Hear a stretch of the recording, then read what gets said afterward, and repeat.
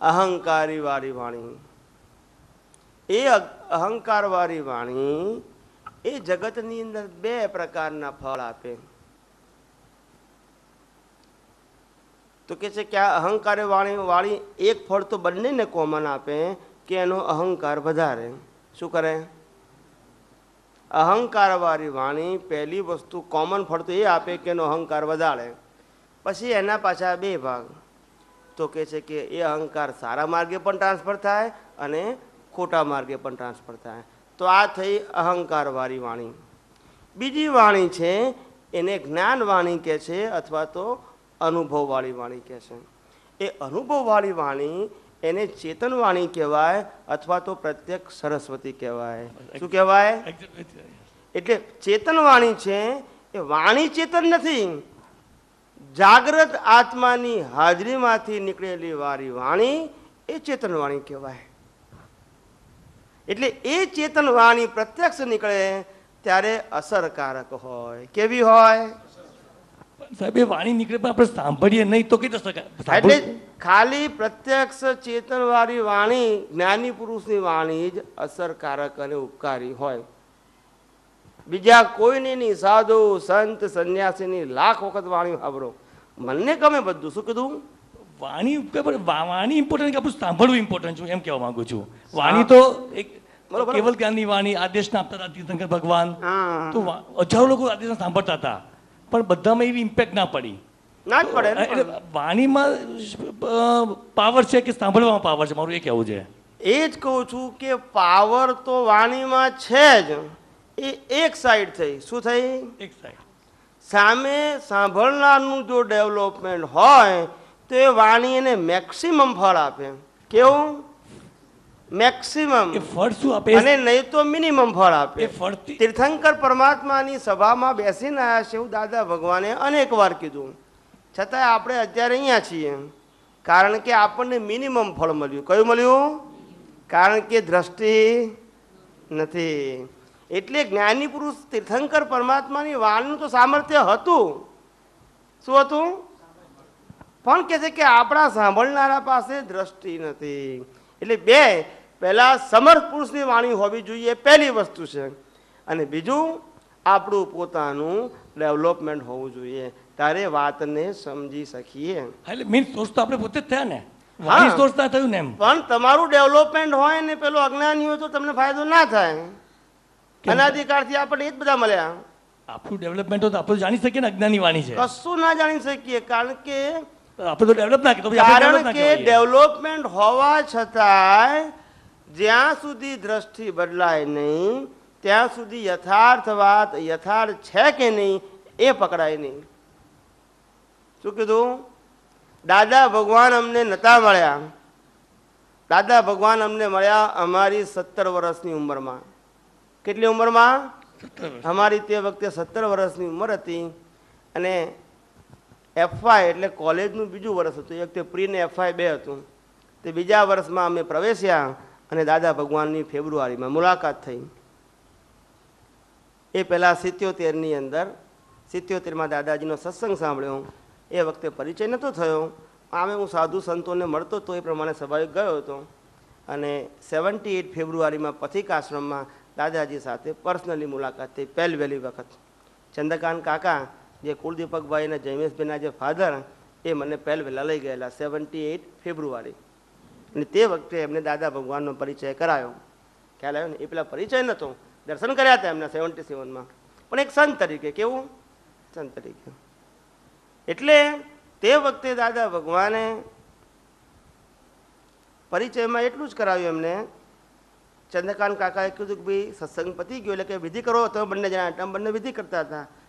બોલો કે દાદા ભગવાન નમસ્કાર કરું છું. એટલે અમે તો બોલતા હતા 2 જણા.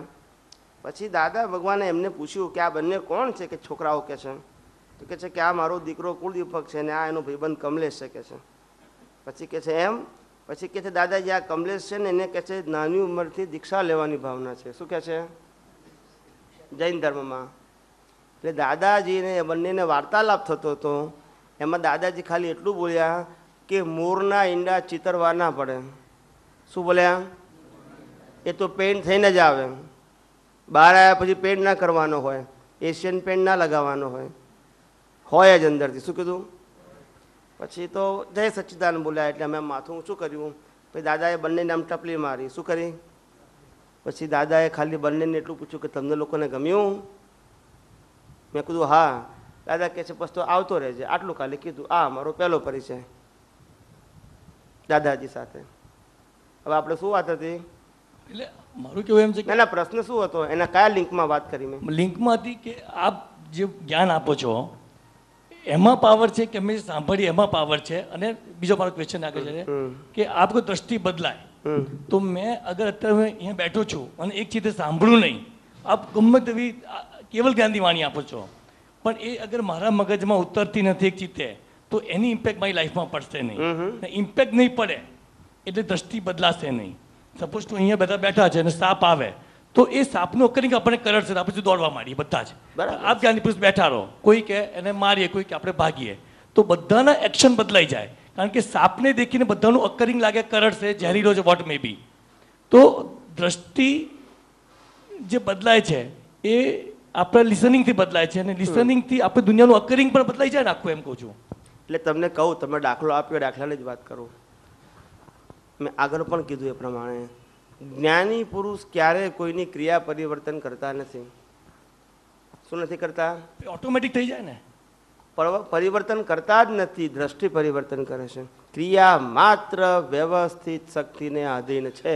પછી રામનું લાઈફ હોય, કૃષ્ણનું લાઈફ હોય કે મહાવીરનું લાઈફ હોય, મનુષ્ય જન્મે તે મરે ત્યાં સુધીના મન, વાણી અને કાયા દ્વારા જે કંઈ પણ કરે છે એ બધું પૂર્વ નિશ્ચિત છે.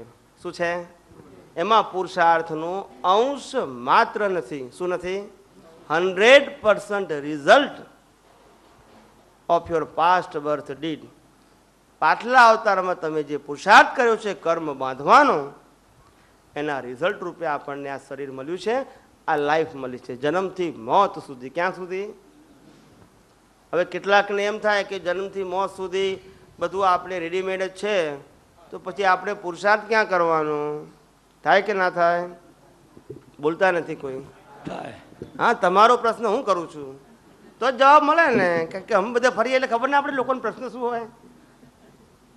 એટલે તમારે ગભરાવો નહીં, હું એક એક વસ્તુનો પ્રશ્ન હું કરીને જવાબ આપીશું.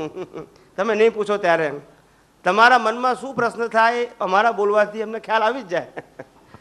તો સાંભળો. હવે તો કહે છે કે આપણને એમ થાય કે જો મન વચન કાયા જન્મથી મોત સુધી પૂર્વ નિશ્ચિત છે તો પછી આપણે પુરુષાર્થ શું કરવાનો?